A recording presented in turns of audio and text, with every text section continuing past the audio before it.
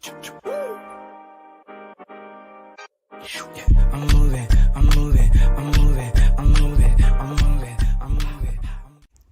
What's poppin', guys? Let's dig into and dive into NXT for April the 4th, 2023. This was a solid show post NXT Stand and Deliver. We got one little note to go over before we get into the review, that being the possible release of the dyad, aka the Grizzled Young Vets, James Drake and Zach Gibson. So that's up in the air right now. They may get their release granted, and they may not. We don't know. It sucks, but it is what it is. If they go, it is what it is. Where they go, I have no idea. Maybe Impact, MLW, UK Indies, I don't know. It sucks for Schism because they're basically done for, and they weren't even on the show tonight. So there's that. They weren't even on the show at all. I don't know. So let's go ahead and get into the review. So the first 30 minutes of the show was commercial free. So we kicked the show off with Indi Hartwell. She was introduced by Alicia Taylor. So there were a couple of You Deserve a Chance that broke out. So Indi says, it's been a few days now, but she can't believe this is real. So Indi goes on and says how she'd given up winning the title, and she gained some momentum and then go back down. So Indi said that she doubted herself, but fans never did. She goes on and gives a shout out to Roxanne Perez, and she says she should get the first title shot. So out comes Shawn Michaels' favorite girl, Zoey Stark. So Zoey says she's tired of this crap. She goes on about how Indi isn't on the level of former champions. So Zoey said she's glad that we now have a very beautiful champion, and that Roxanne Perez should get behind her in the line. So Zoey Stark, she proposes a title match for tonight. The fans say nope. Indi says she wants to see how unbeatable she is, so let's do it.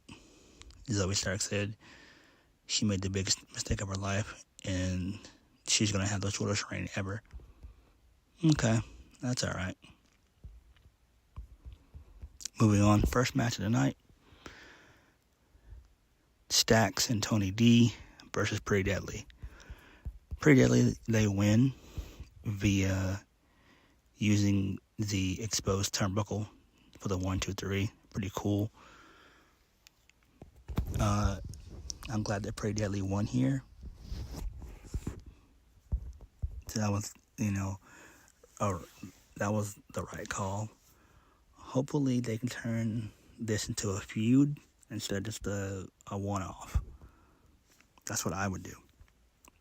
Because the tag division is lacking big time. So, we get a vignette from Jessie Jane. She taunts Gigi Dolan and over not winning the title Stand and Deliver, and says that all that's left to break her all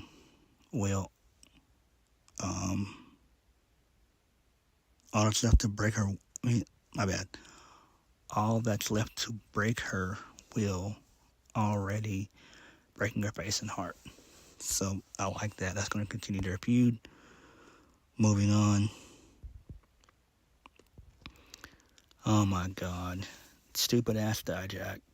So we get Dijak versus Odyssey Jones. Dijak wins via the moonsault. Post-match Dijak says that he's pissed off. And I'm like, yeah, I'm pissed off that you're still on my damn TV. That's why I'm pissed off. Can't stand Dijak. Next, so Gallus, they're backstage with Mackenzie Mitchell. So they say, imagine a couple of what a complete Gallus can do. So Mackenzie, she asks Joe what he has planned, and he says he'll win some gold, but first he's going to have a few fights. Joe says everyone will recognize this is Gallus' kingdom. So I do like that. But the only damn problem is we don't have any subtitles. We need subtitles. We have to have them. Please, Sean. Please. We need some damn subtitles. Damn, this shit is insane. Next, we get a banger of a match. A TV banger, that is. Dragon Lee versus Nathan Frazier. And before the match could even start, Noam Dar, he appears ringside from the crowd. So more NXT UK guys. And Noah Dar, he's been in WWE for 7-8 years. So he places the Heritage Cup on the announce table. Dar says after months of negotiations, he's finally here. And he shows off the NXT UK Heritage Cup and says he'll be the one to decide who is fit or good enough to challenge for it. Okay, I like that. But again, this is my problem. We are starting to have way too many NXT UK guys on NXT television. It's way too many. It's not good. Noam Dar's cool and all, but it's just way too many European guys. Way too many. Makes zero sense. So Dragon Lee, he wins via the running enziguri. And this match was solid. It was solid. Loved it. So Chase U, they're backstage. So Andre Chase says it felt good to beat up Schism on Saturday. So Andre Chase praises Tyler Bate for helping him save Chase U at Stand and Deliver. So Duke Hudson, he speaks up and downplays the idea of Bate doing all the work. There's some tension between Andre Chase and Duke Hudson, but Duke gets a speech on how he created Legacy and Chase U. So Andre Chase gets fired up and agrees and says next week we're going to honor Duke for his Chase U work and present him with the MVP trophy. Okay. Makes sense. And also I forgot to mention that Andre Chase said that Tyler Bate is an alumni. So, okay. So we get a weird vignette from the Unholy Union, a.k.a. Isla Dawn and Alpha Fire. So they're ready to celebrate Saturday's title win. And they feel that they have some unfinished business to do with the former champions. All right. That's fine. Mackenzie Mitchell, she's backstage with Wes Lee. So Lee says that the Fatal 5-Way at Stand and Deliver was the best match of his life, and he knew midway through that he picked the right opponents. He praises all the guys, especially Axiom, and looks ahead for the title match tonight. And that's taking place because of what happened at the airport 24 hours ago. And I'm just like, what the hell? Why do we need Axiom versus Wes Lee? That could have happened 2 weeks ago. Or even last week. Like, come on. Zoey Stark versus Indi Hartwell for the NXT Women's Championship. Indi retains via the crucifix. Now, what I think they're going to do is allow Indi to have a short run. She'll probably lose it at NXT Battleground in May. So post-match, Cora Jade, she returns. She takes out Indi from behind. So she drops Indi with the DDT, and she exits the rings. So we see Tiffany Stratton, she comes out and stuff, and so her and Jade have a little stare down, which I like. So it does make a lot of sense. This is interesting. This is very, very interesting. Excuse me, to say the least. So Kiana James, she's backstage with Briggs Jensen. She's yelling at him for not helping her cheat and standing to deliver. So Val Henley and Briggs, they walk up. So Fallon mentions James is doing the cheating on Jensen. So Jensen asks if it's true. James says they never made it exclusive. James says things changed for her when they had their first kiss. She thought that she could trust Jensen, but she saw on Saturday that she was wrong. And now she and Fallon are no longer champions. Kiana thought that what they had was special, but it wasn't. So Kiana leaves, and Jensen, being a simp, begs her not to. And Fallon says that Kiana's trying to make Jensen be the bad guy. So Jensen, he yells enough. He's frustrated with himself for not understanding the whole exclusive thing. And he asks both Fallon Henley and Briggs to stay out of a relationship, please.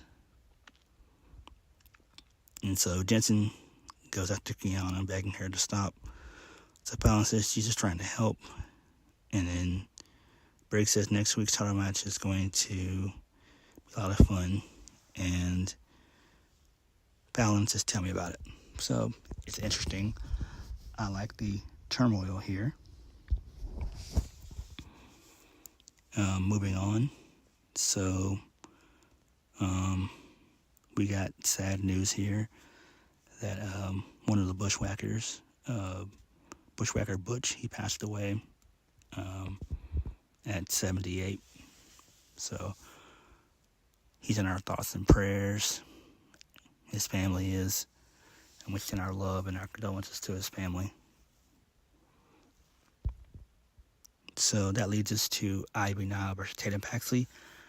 My girl Ivy Nile finally got a damn win, and I'm excited. I'm happy. It makes a lot of sense. Hopefully she can get more of a push. She needs it.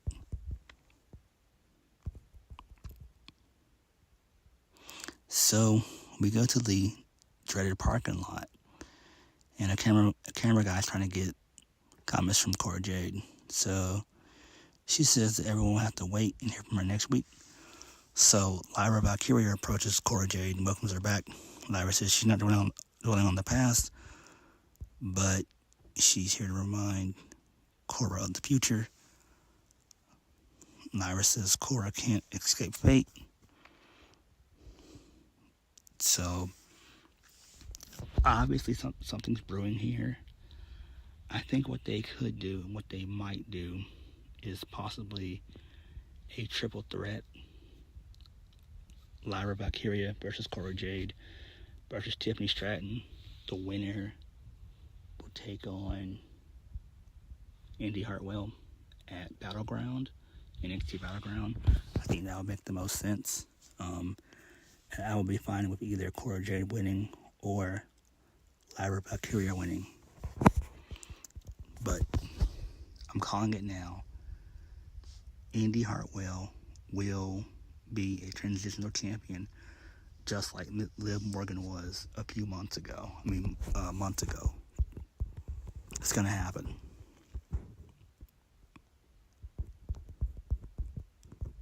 Moving on.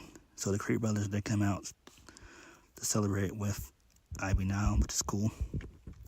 Ilya Dragunov, he's backstage with Mackenzie Mitchell. So Ilya praises Wes Lee and talks about how tough the pedophile boy was at Stand and Deliver and how he hunts monsters. So Von Wagner walks up. He interrupts. So Von taunts Dragunov for not getting the job done. And Ilya knocks Von for not getting the invite, Stand and Deliver. Von says he's the biggest monster Ilya has seen in his life. Not really. Try Walter, aka Gunther. So they have some words until Mr. Stone runs in and separates them.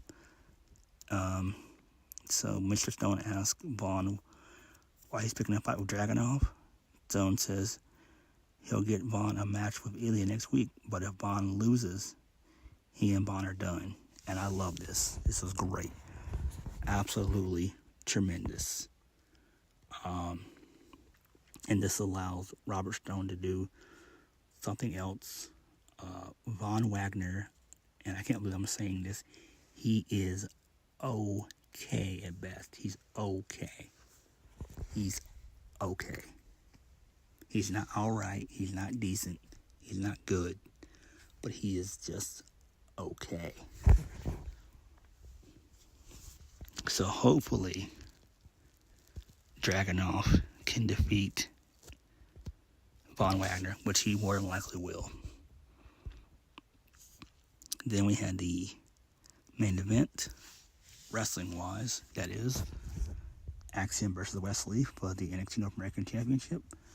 Solid match here and there. In the end, Wes Lee retains via the cardiac kick for the 1-2-3.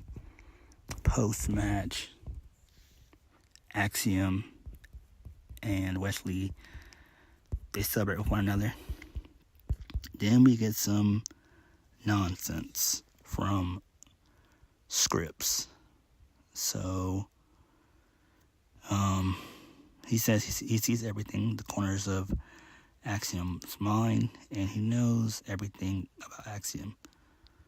So then Scripps flies into the ring, but he eats a super kick from Axiom, and the crowd pops. And I'm just like, who gives a shit? This is a waste of damn time. This is so damn stupid. And it really is, because Scripps isn't over, and Shawn Michaels needs to go back to the drawing board with Reggie. I don't know what gimmick you can give him, but Scripps isn't it. It's not it. So Mackenzie Mitchell, she's backstage with Nathan Frazier. So Frazier admits that his year has not started off too good, but he can turn things around, which is always true.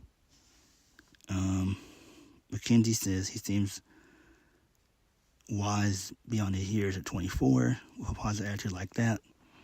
Frazier says perspective and reality changes when one has a moment of enlightenment. Okay, I have no idea what that means. He's talking some Tyler Bates shit. But, I don't know. Again, a lot of these NXT UK guys are starting to be bland. And I don't like that. I don't. And I liked NXT UK as a promotion, but most of those guys, except for a few, did not have characters. They were just work-rate European guys. And I'm just being honest. That's just the cold hard truth of the matter. So, we got a video package with a couple people coming soon. Danny Palmer, Tank Liger, and Oba Femi. So that's pretty cool. That's interesting to say the least. Very interesting. So then the final segment, the end of the night. So Alicia Taylor, she introduces Trick Williams and the new NXT champion, Carmelo Hayes. So the fans chant Melo. So Melo hypes up his stand to deliver win and says 18 months in the making, was well worth the wait. And now there's no questions who's the best. So Carmelo talks about being him, and Trick declares that this is the him era. Hayes says he took the title. It wasn't handed to him. Carmelo says they're having fun and this is a celebration, but every great champion has a great opponent. So Carmelo wants to give Bron Breakker his flowers now. So Trick goes on about how Bron deserves it. Carmelo talks about how he truly respects Bron. Carmelo then says if Bron's back there, come to the ring so he can tell him something. So then Bron comes out. Melo says it was cool of Bron to present him the title after Saturday's match. Carmelo doesn't know what Bron's future holds. On behalf of Carmelo and everyone in NXT, thank you. So there's a thank you Breakker chant that breaks out. So Bron appreciates that. And Bron talks about how Tommaso Ciampa taught him to respect the new champion, and that's what he did. Bron doesn't know what next for him, but he says NXT is just as much about the fans as the superstars. He says they listen to the fans. They hit a chance every week. Bron calls on the fans to get to the new champion. Trick hypes up Melo as the A-champ. So Carmelo says cut the music. He offers a handshake to Bron, so they embrace and shake hands. And they're all celebrating in the ring. Out of nowhere, Bron levels Carmelo with a lariat. And Trick Williams approaches Bron, but he eats the power slam. So then Bron spears Carmelo. And that's how we go off the air. Absolutely brilliant. Heel Bron Breakker kicks major ass. This is perfect. This is absolutely perfect. And I tip my hat to Shawn Michaels for doing this. This is brilliant. Absolutely freaking brilliant. Really good shit here. I loved it. I loved it. This is exactly what Bron needed. Him being heel is going to kick ass. He should be an aggressive, badass heel like Gunther is. And I'm loving this. I can't wait. This needs to be a long feud. We need to get, I wouldn't say a blood feud going, but we need at least a good 3 or 4 matches out of Melo and Bron. Because it could kick major ass. This was brilliant. This was absolutely magnificent. This was great. Great. I loved it. So on that note, thank you guys for watching. Please hit the like button, comment down below, and subscribe for more videos. So overall, NXT was solid for the most part. There's too many European guys on the NXT roster, but that's fine. Bron turning heel was great. Noam Dar showing up was okay. Cora Jade coming back was great. That's cool.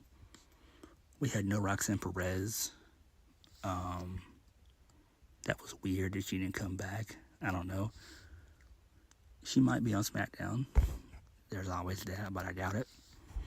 But overall, the show was solid. What did you guys think? I'll catch you guys later. Peace.